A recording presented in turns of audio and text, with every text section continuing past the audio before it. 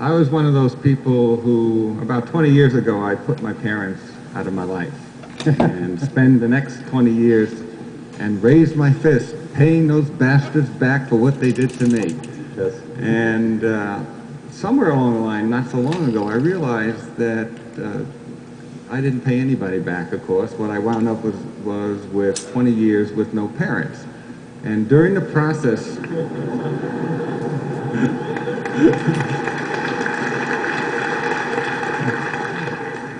During the process, one of the lines of my tape that came up in the story was, well, the thing that they really never did for me is they never showed me that they loved me. And that was very important. That was a key line. But the line suddenly meant something different to me this time. Yes. The line, they never showed me that they loved me, made me realize that I understood that they did love me.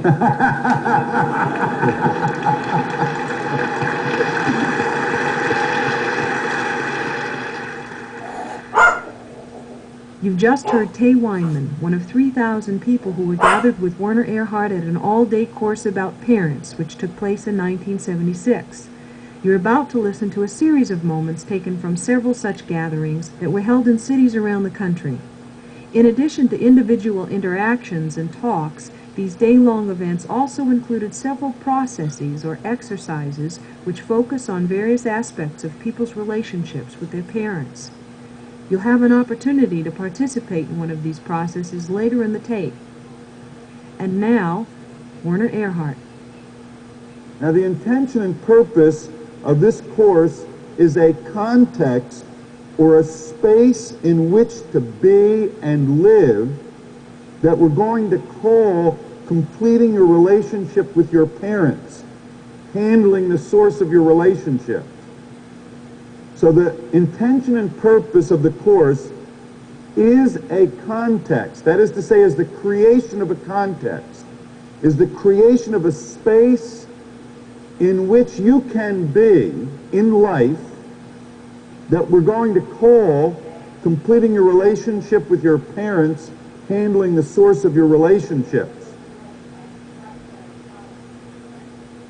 The important thing about completing your relationship with your parents is that once you've completed your relationship with your parents, what does that mean? Once you have shifted, or once you have become aware of the context of being complete, once you are holding the content or the circumstances of your relationship with your parents in the context of being complete in your relationship with your parents, the instant that happens, you can begin to relate to others.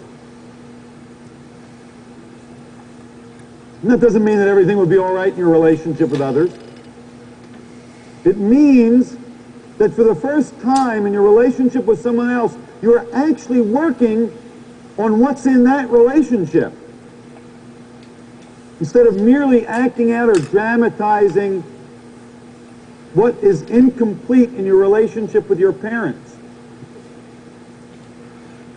It means you begin to really be able to complete other relationships. It creates the space in which to complete other relationships. You know, if in your house, if the stove goes bad and you're trying to handle the stove by fixing the sink, it doesn't work well. You can fix the sink from now till doomsday, the stove isn't going to work. Well, if you've been working on the other relationships in your life, and your relationship with your parents is incomplete, you aren't really working on the other relationships in your life. You only think you're working on the other relationships in your life. You're actually working on the sink.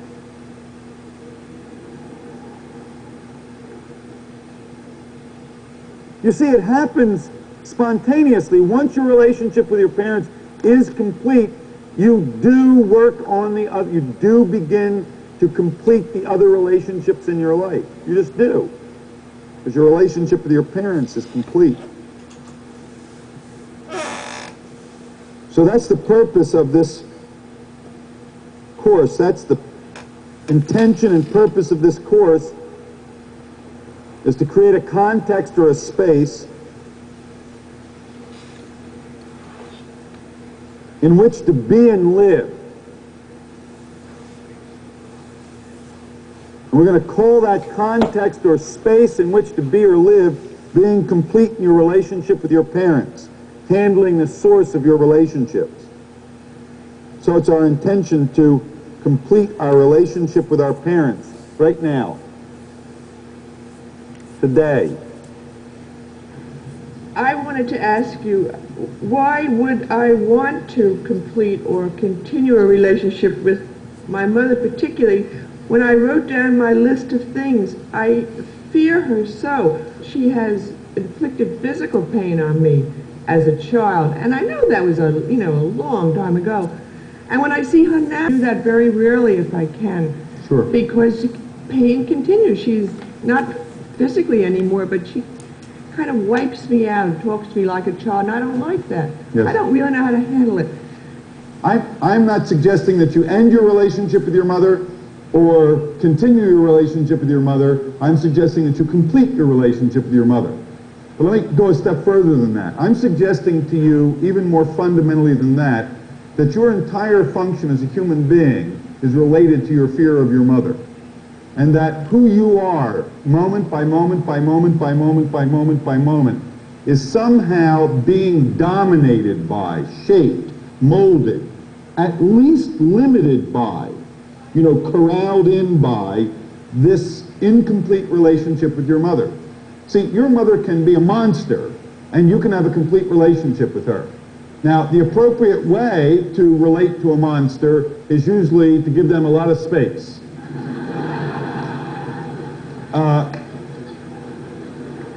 Like they're moving elephants in here for the circus, you see? And if you know about elephants, a good thing to do with an elephant is you give it a lot of space. And so, see, I want you to get that completing your relationship with your mother will not make her less fearsome.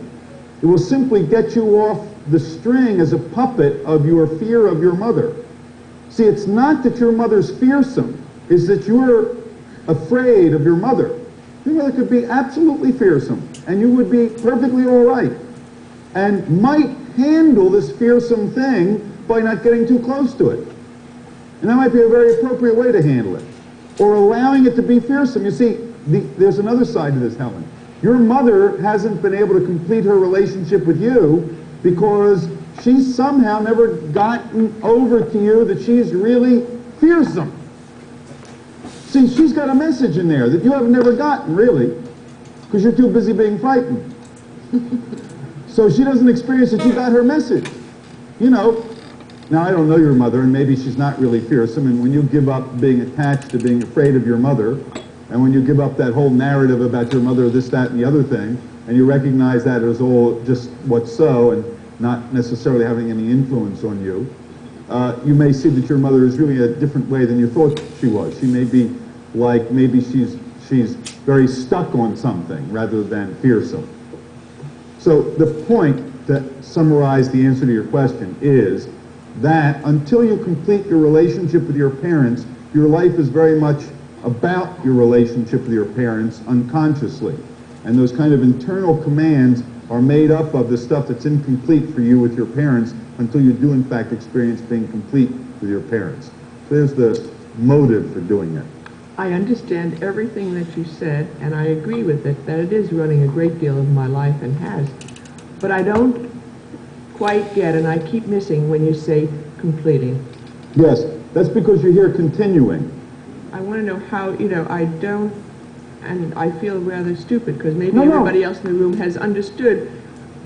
How do I complete it if I want to avoid it? I mean, I don't understand what the completing is. Yes. The semantics evades me. Well, it's not really semantics, or everything's semantics, and then it is, depending on which way we want to discuss it. But at any rate, the point is this. A thing is complete, Helen, when you can let it be. Anything which you aren't able to allow to be, you are therefore incomplete with. So, to give you a specific answer, and I could give 50 answers, but this is the answer that's appropriate to the way you asked the question. The way you complete your relationship with your mother is by allowing your mother to be exactly as she is. And when you are able Not when your mother is the way she is, because she is that. But when you are able to allow her to be that way, and to be responsible for your experience of her being that way, when you're able to allow your mother to be, then your relationship with your mother will be complete, because anything which you can allow to be will allow you to be. See, anything I can allow to be lets me be. So all you have to do is let your mother be. Thanks. Yes, thank you. Very nice. Beautiful.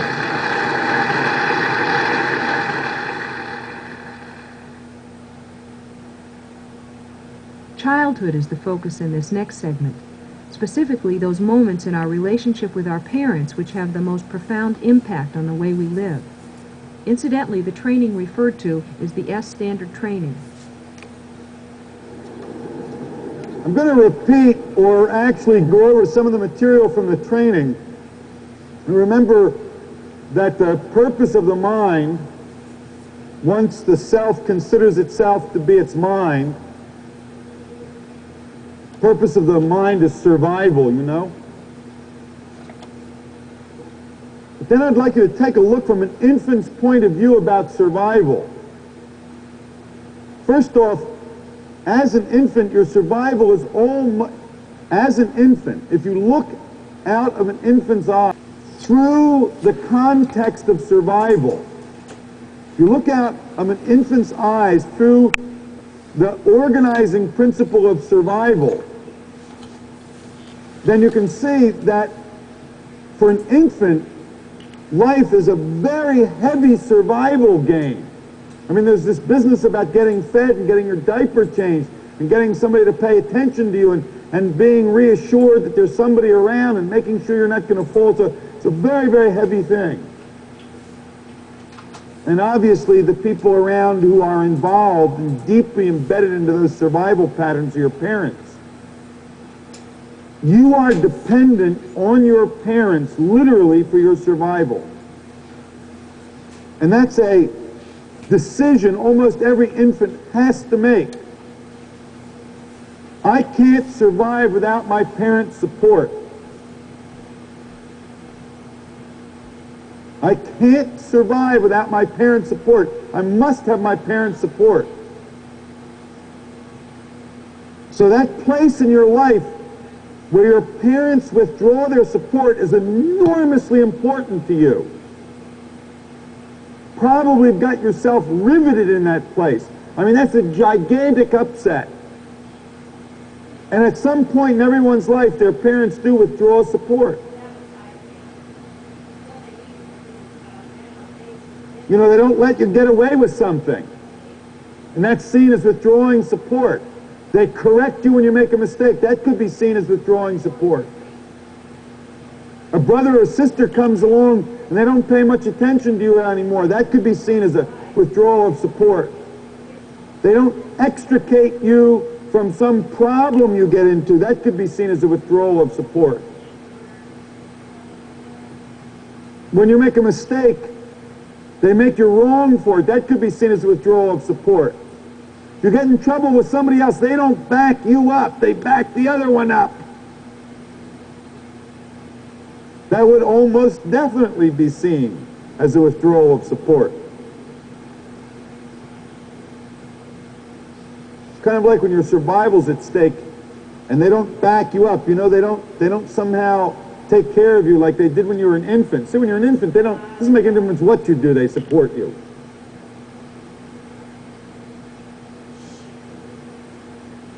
You know, I shared with people here the time I had accidents all during my childhood. And first one was when I was 3 years old. I fell, I don't know, a number of feet and crushed my skull and landed on my head, fortunately.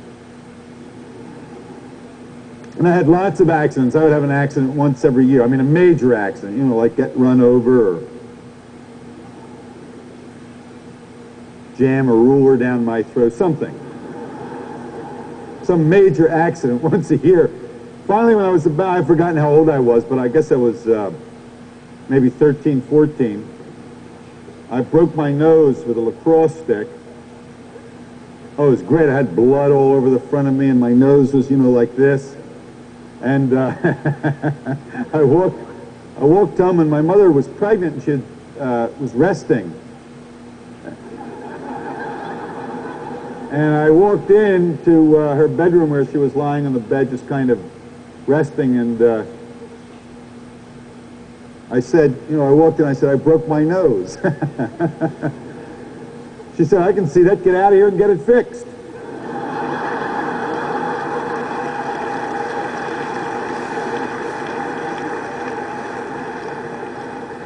I never had an accident since then.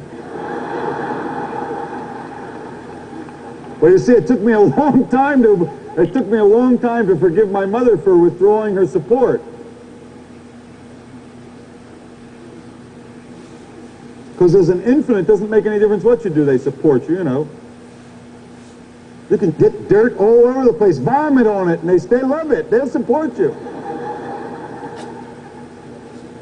Some people are still trying that when they're 30 and 35.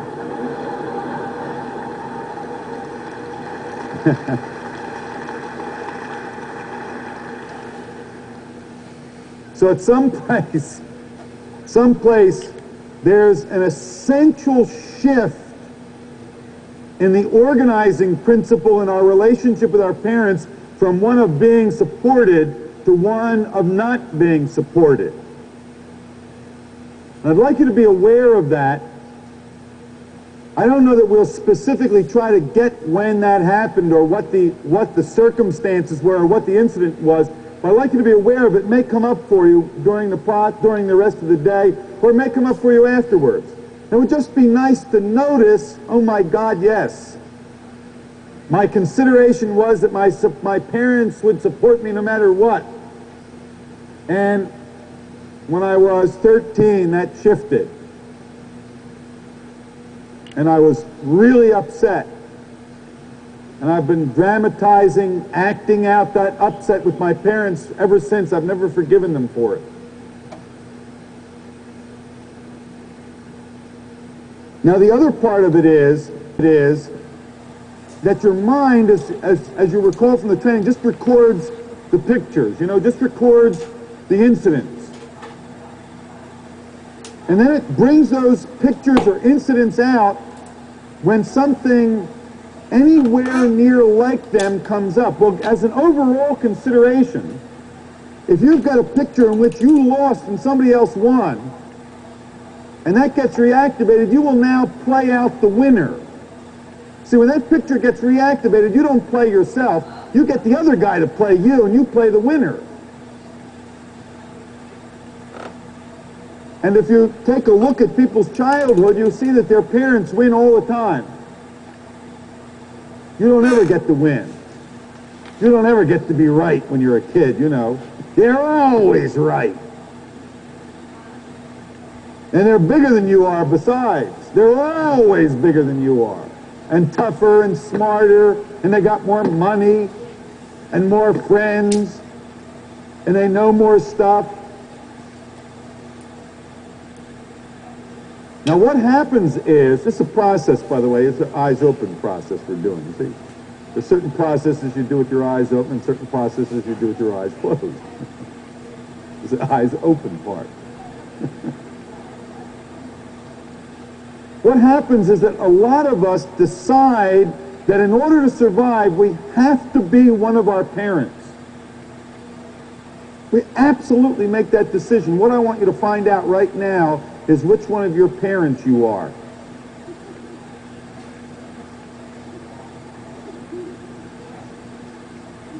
See, I'm very clear about it. I was my mother for up until about 5 years ago. Actually, maybe 10 years ago. I was absolutely my mother. It was totally clear to me as a child that nobody in the world could survive unless they were my mother. I mean, my mother was the smartest, most able, most capable person I knew. Nobody ever beat her. Nobody ever got beyond her. Nobody ever got on top of her. My mother wanted everything. It was clear to me that the only way you could survive in the world was to be my mother. So I obviously became my mother, who I resisted and fought with and all that stuff. But never mind that. She was trying to be me.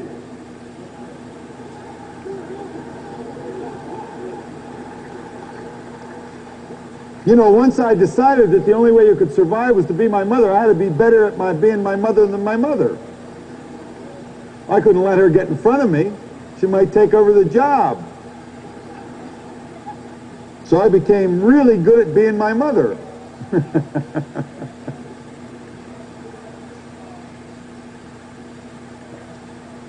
So I'd like you to discover which one of your parents you are. Who did you decide you had to be in order to survive? Might even be an older brother, or sister, or an uncle, or an aunt, or a friend who always won. But what we're particularly interested in here is, are you stuck in your mother or father's identity?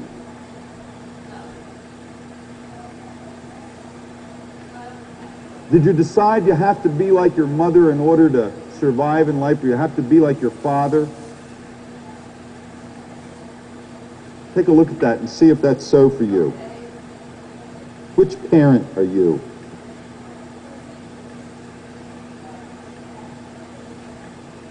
Okay, there's another thing I'd like you to take a look at if you've got some idea of that. You don't really have to flatten that. You know, I just want to create this space for you to become aware of that, and for that, as it happens, for you to have a space in which to be aware of it, both that and the withdrawal of support thing. The other thing has to do with sexuality between children and their parents. You know, it's a forbidden experience to experience any sexuality between children and parents, and as Freud has already clearly pointed out, it's, well, he thought it was, at least for a time, he thought it was the basis of a big part of the relationship between children and parents. What I'd like to be clear about with you is that, as far as I know, everybody experiences sexuality towards their parents. Everybody. A part of what I'm saying is that you bring patterns into the world with you of sexuality towards your parents. And usually those things manifest themselves in a very direct way. Boys, I mean small boys,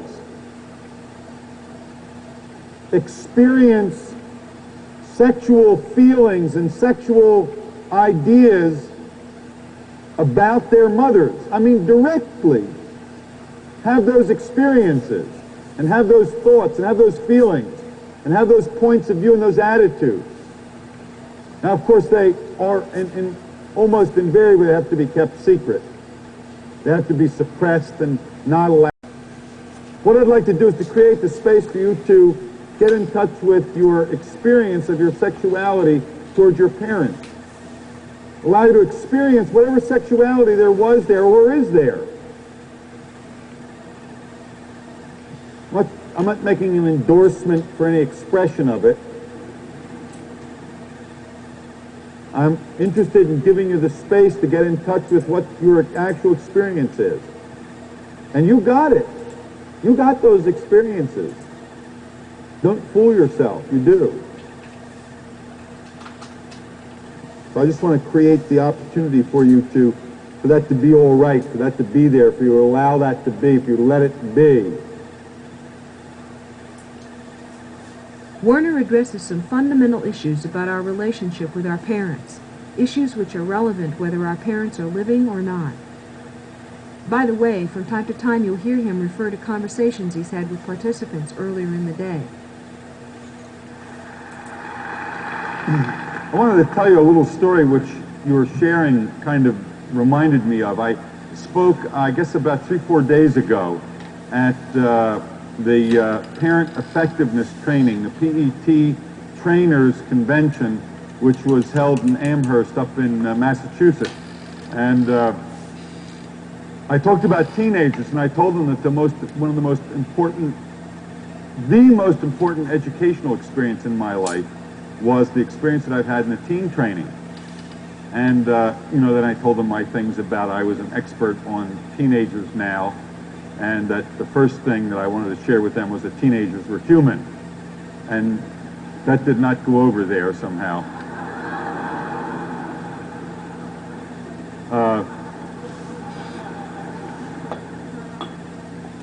But I told them that what we found out in the teen training, what I found out in the teen training, is that the most important, absolutely the most important thing in an adolescent's life, absolutely the most important thing is not going to the dance, not the romance, not the first romance, not school. None of that stuff is really important. At least none of that stuff is fundamentally important. That what was fundamentally important to a teenager was that they loved their parents absolutely. And the problem with being a teenager is the inability to express this, the inability to manifest it and communicate it and allow it and let it be there. And when I was all done, I got off the platform and some people came up to talk, and there had been two young people who were there obviously with their parents sitting over on my left, on the floor down in front of the seats in the auditorium. And they came over, and one of them had tears in her eyes, and she said, I really want to thank you for saying that, because that's really, really what's true for me.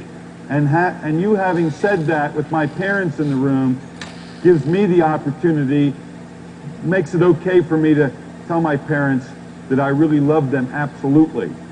And it was, it made that whole trip worthwhile. If nothing else that had happened, that would have made that trip worthwhile.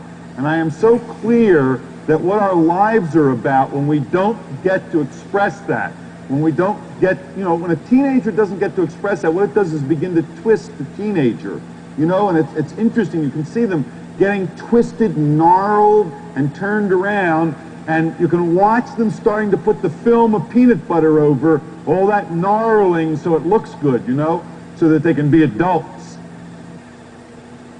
And I'd been tied up all my life with all that stuff that I never completed as a teenager. So I didn't know that was what was underneath all of that.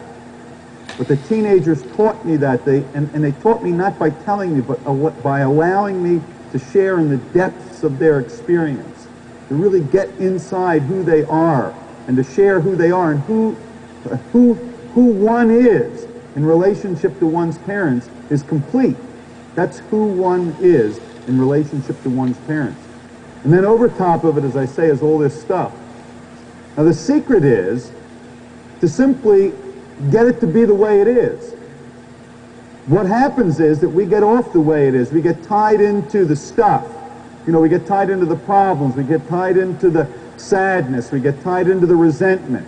We get tied into the embarrassment, or whatever it is you've got going on with your parents. That's what we get tied into.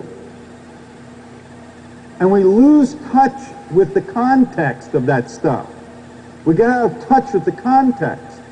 And the context is that you and your parents are related. Absolutely, completely, totally related. You can't be any more related than that. That's the source of relationships. That's where you as an individual come from. So it's important to begin to be clear what we're after here. What we're after is simply a recovery of the context of your relationship with your parents, and that context is that you are complete in your relationship with your parents. The question is, are you willing to get off it? That's what you want to take a look at. Are you willing to get off it with your parents? Are you willing to give up what you've been holding on to, what you've been dancing around? Looks a lot. Your father doesn't understand you.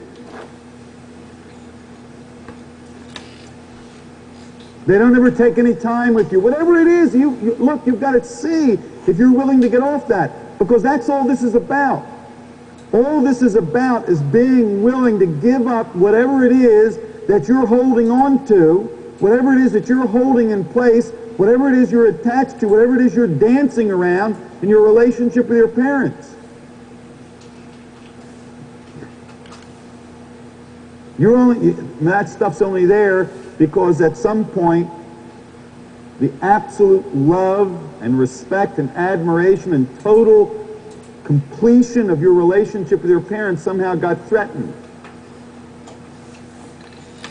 So then you got something to hold on to. Now you ought to take a look at it right now. I mean, you really ought to take a look at it right now. You ought to get clear with yourself about whether you are actually willing to get off it. Are you willing to give up whatever it is that you're holding on to?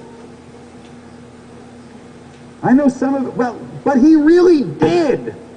I know he really did. Oh, but she never. I know she never. That's not the question. The question is, are you willing to give that up? Are you willing to get off it? Are you willing to let go of that?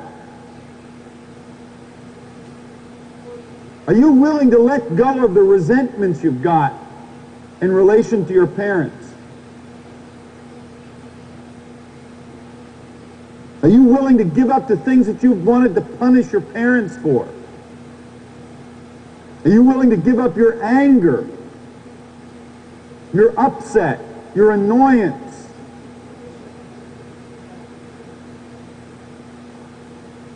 So the real question, the thing that you need to be clear about, are you willing to give up being right with your parents? You know, proving to them that you're pretty smart, that you know something too, that you're grown up, that they should have done it your way all along, that if they had raised you like you wanted them to, it would have turned out better.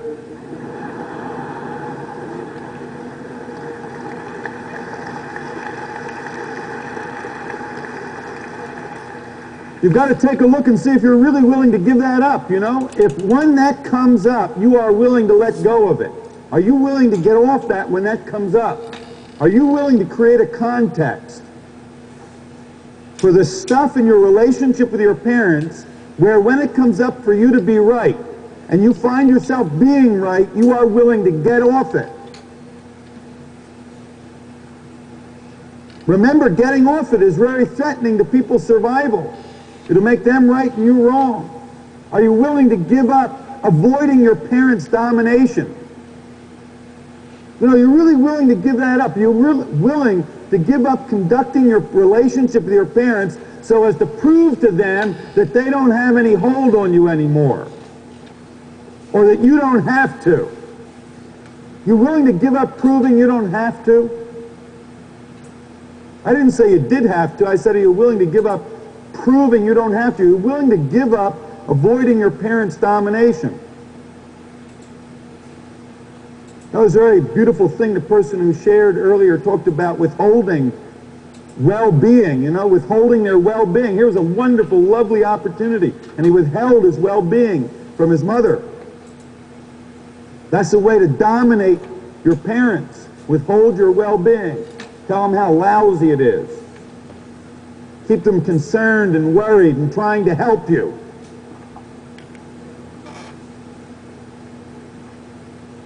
You're willing to get off justifying yourself with your parents?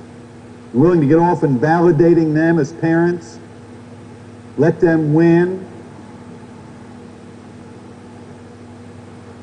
So that's really the question. You're willing to get off all that stuff. Can you give that up? Without being willing to give that up, there's no hope. That's the end of the ball game. You already know what you're going to get if you don't give that up. That's what you're going to get. You're going to get to be right. And you're going to get to make them wrong. You're going to get to avoid being dominated by them. And you're going to get to dominate them. And you're going to get to justify yourself and validate them and be self-righteous. See, you already know how good it's going to get. Because that's as good as it's going to get if you don't get off it. Now, some people think a bird in the hand is worth two in the bush.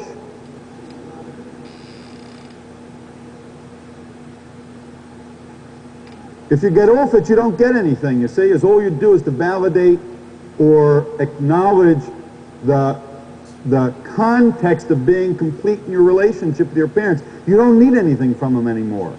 You don't have to make them wrong anymore. You don't have to be right with them anymore. The relationship is complete for you just the way it is. It's all right. The question that goes along with that, and it's really very much the same question. Are you willing to take responsibility for your relationship with your parents? Or do you have to blame them for it? Are you willing to be responsible for your own feelings in your relationship with your parents? If you felt unloved, are you willing to be the author of feeling unloved? Are you willing to switch the responsibility from out there to in here? Nobody can make you do it, and don't you make yourself do it. That'll just come back as guilt and burden and being wrong and shame.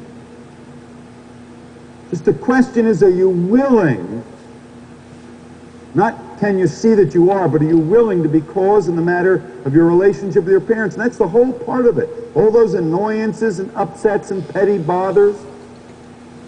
Are you willing to come out of a space in which you are the creator of all of that?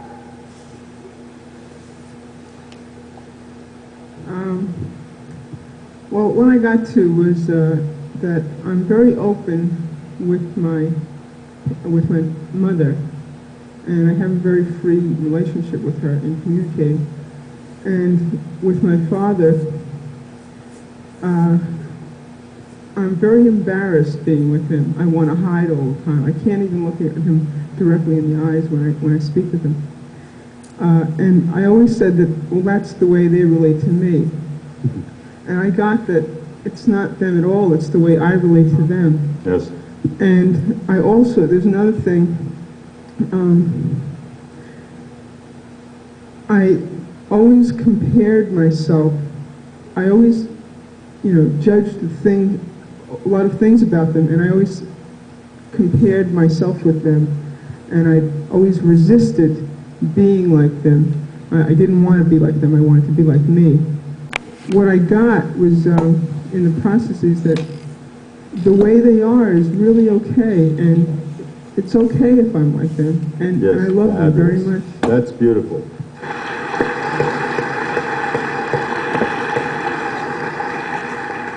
Do you get how important that is, what you just said? That if Mary spent her whole life, see, she said she didn't want to be like her parents, she wanted to be like her. But if that's the command you give yourself, that precludes any possibility of being yourself, because what you're doing is not being your parents. That isn't any different than being your parents. Not being your parents is exactly the same game as being your parents. There's no difference. So whatever you're resisting is determining your beingness. So Mary obviously just resolved the whole thing, that she's willing to be exactly like her parents creates the space for her to be herself. And the one thing you don't have to work at is being yourself. So all you need to do is to give yourself the space to be yourself. And then that's obviously who you are. Very nice. Thank you for that.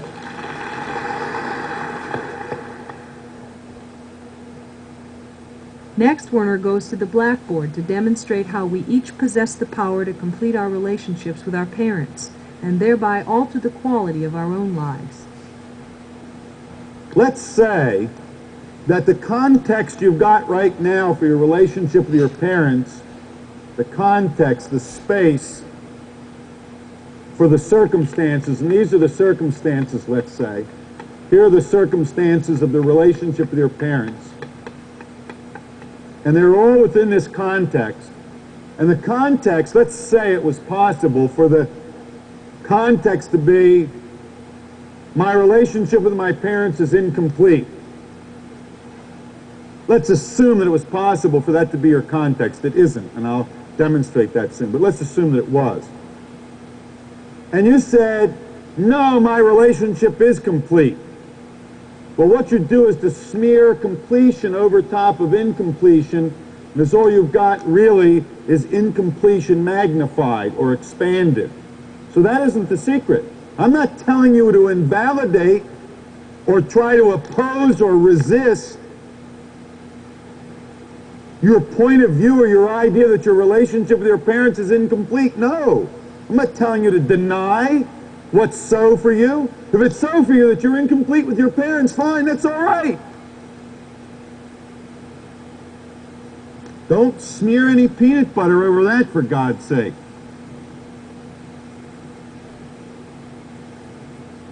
What I'm saying is, take a step up in your abstraction and create a context in which the point of view that you are incomplete with your parents is simply another content. And the context is, I am complete in my relationship with my parents. Now, if you take a look at what must be true, I mean, just what of necessity is true, you can see very readily that, as a matter of fact, it must be true that you are complete in your relationship with your parents. I'll show you. Let's let the blank board represent nothing. You know, that nothing which is not something. I don't mean the nothing which is a hole in everything. I don't mean shove everything out and have a little hole in here. That's something. That's nothing. That's a nothing which is actually something. This is real nothing. This is nothing everything. That's the only way you can get real nothing. So this is the space to be, or this is the context of all contexts. Now, is it possible in this blank space into which you can create, to create not being related?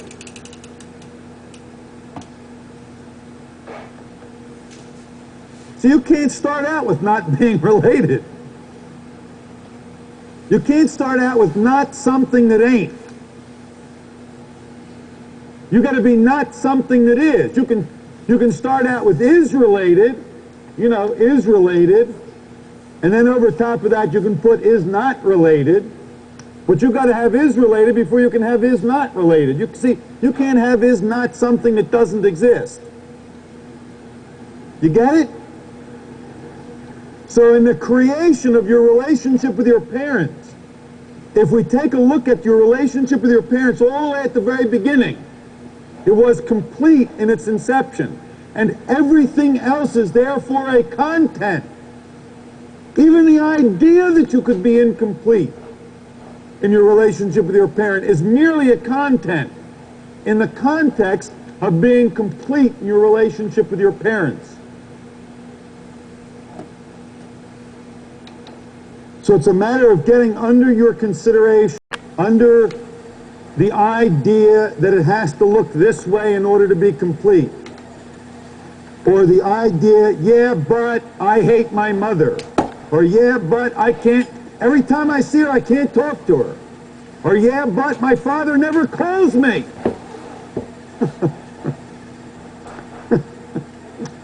So what? God, people, I think it's so significant that their father doesn't call them. So all that is that your father doesn't call you.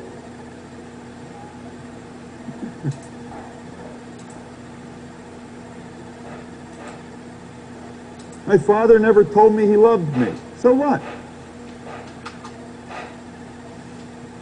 So your relationship with your father is complete and whole and fulfilled and satisfying and enlivening, and your father loves you and he doesn't tell you.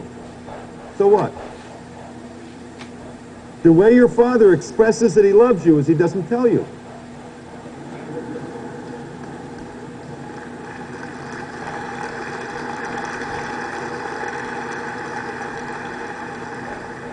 See, if he didn't love you, he wouldn't have anything not to tell you.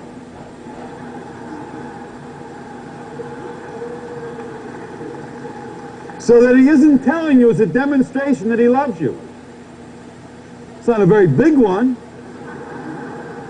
but it's maybe the most your father can get together. Remember, he had a mother and father.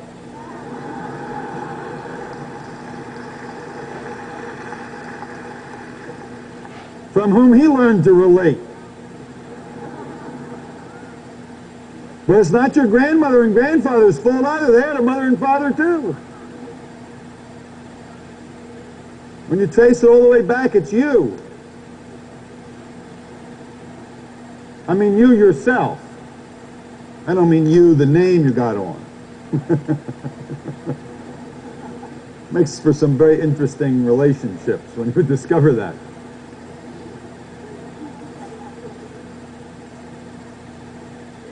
So the point is to get underneath your considerations.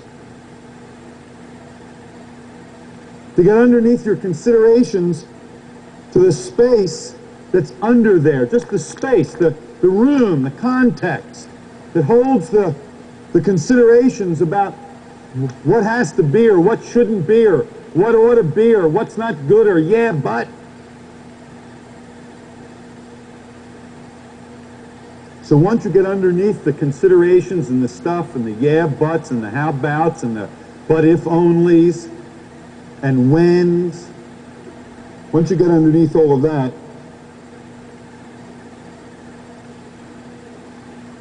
then you have the space to create the experience, to create the context,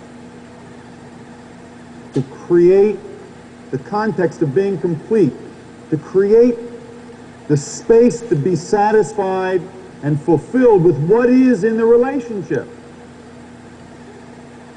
See, nothing is inherently satisfying. Whatever the circumstances are, if you hold them in the space of being complete, they are satisfying. You hear what I'm saying? You don't have to change one damn thing.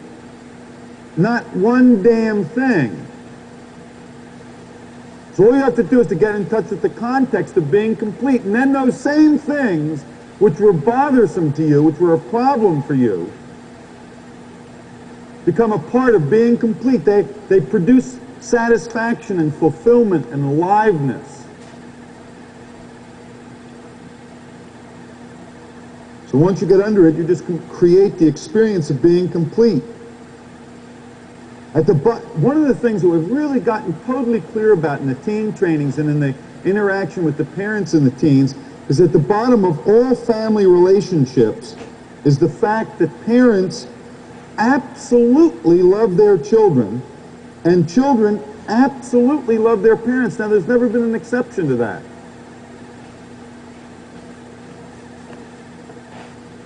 And laid on top of that love is a tremendous amount of resistance and lies and irritation and resentment and hatred, all that stuff.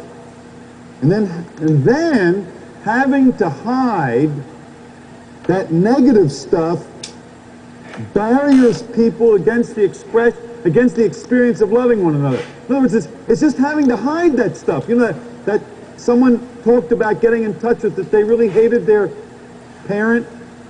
It's having to hide that you hate your parents that keeps you from experiencing loving them. Can you get that? I mean, man, that's really paradoxical to the mind. It's hiding the negative stuff. It's not being allowed, it's not allowing it to be. Or if you do allow it expression, you become the effect of it. It's a no responsibility about the negative stuff. Look, you own it. Take responsibility for it. It's yours. You're welcome to it. And if you will take responsibility for it, if you will own the negative stuff, the barriers, the problems, if you will accept them and allow them to be and take responsibility for them, what you'll discover is underneath them is the experience of loving your parents and being loved by your parents. To be clear that it's hiding the negative stuff, and either hiding it by keeping it unconscious or out of the way, or suppressing it, or hiding it by being the effect of it. Gee, I wish it wasn't that way, and I'm sad. You know, that stuff. Instead of, I screwed it up! It's terrific! I will have great fun cleaning it up! Belongs to me, it's mine!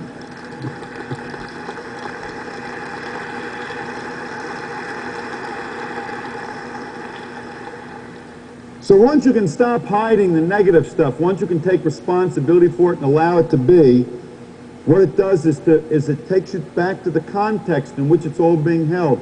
And that context is love. You know, and I mean love, just all that word implies and conveys. It's a really very powerful expression at that level. Incredibly powerful expression at that level. Now you'll have the opportunity to participate in a process on forgiveness. While it isn't necessary to close your eyes during this exercise, we think you'll find it useful if you can. I'm going to read the definition of forgiving out of the dictionary, and then I'm going to ask that it be put up on the screen so that you can read it as well. I'll have it run by twice. It's perhaps one of the most important and accurate definitions in the whole dictionary. One of the most powerful words in the dictionary. It's defined with great precision. It's a really beautiful word. You know, and people get all these funny feelings about it when you say the word forgive. I really want you to get clear on it. I want you to drop all those funny feelings you have of sympathy and whatever the heck it is. I really want you to get in touch with what forgive actually is. The first definition in the dictionary is to give up resentment against or the desire to punish. Stop being angry with. Pardon. So the first definition is to give up resentment against or the desire to punish. Stop being angry with or pardon. That's right out of Webster's New World Dictionary, word for word. The second one is to give up all claim to punish or exact penalty for.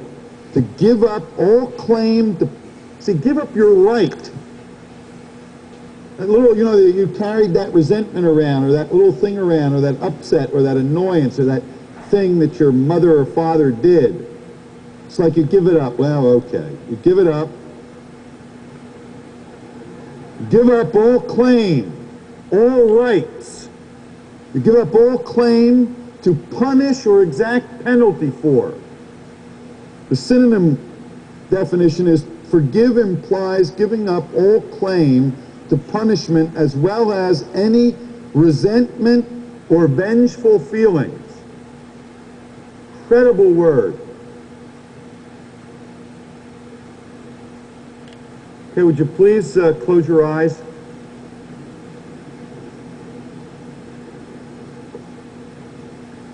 While you're getting your eyes closed and getting settled, this process has the word what in it. And what is which one or which thing or which circumstance. It's used interrogatively in asking for a specification of the identity, quality, nature, etc.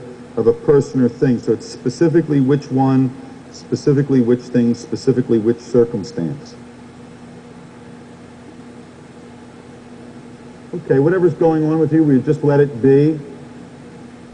Just allow it to be.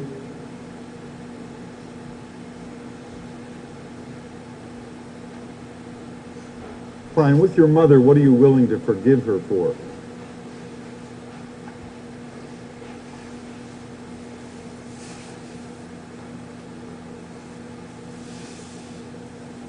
Thank you. With your mother, what are you willing to forgive her for?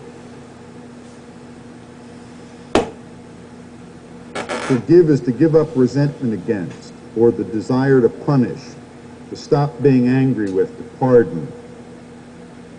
Good. With your mother, what are you willing to forgive her for?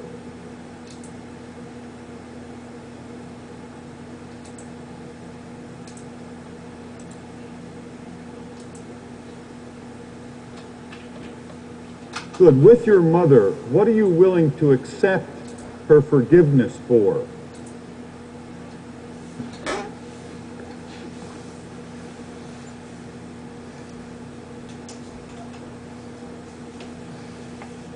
Thank you. With your mother, what are you willing to accept her forgiveness for? To forgive implies giving up all claim to punishment as well as any resentment or vengeful feelings.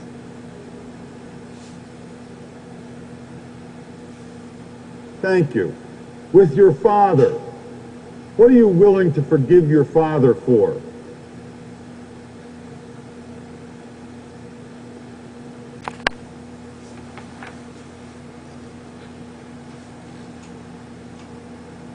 Thank you. What are you willing to forgive your father for now?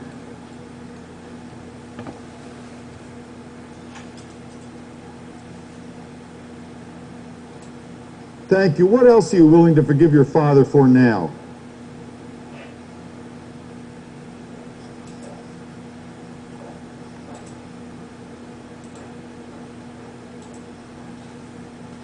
Good. And what are you willing to accept forgiveness from your father for?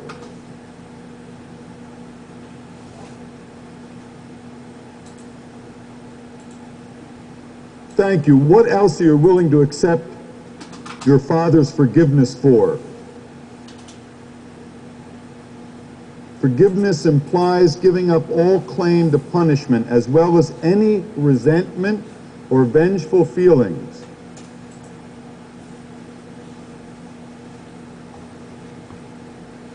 What can you forgive your parents for now?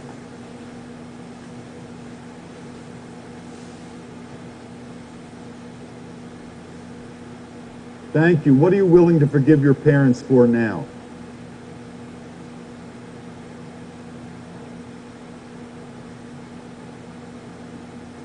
Good. And what are you willing to accept your parents' forgiveness for now?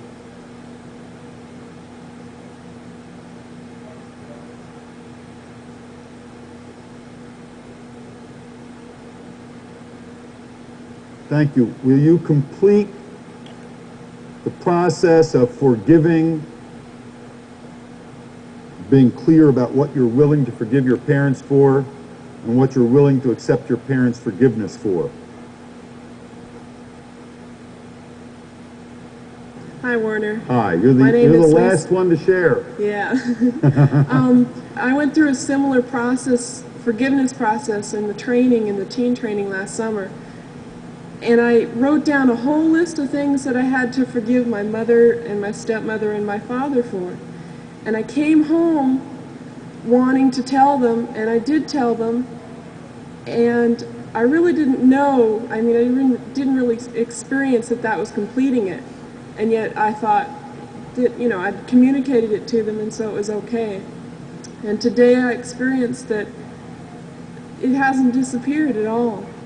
And I still have this list of things to forgive them for.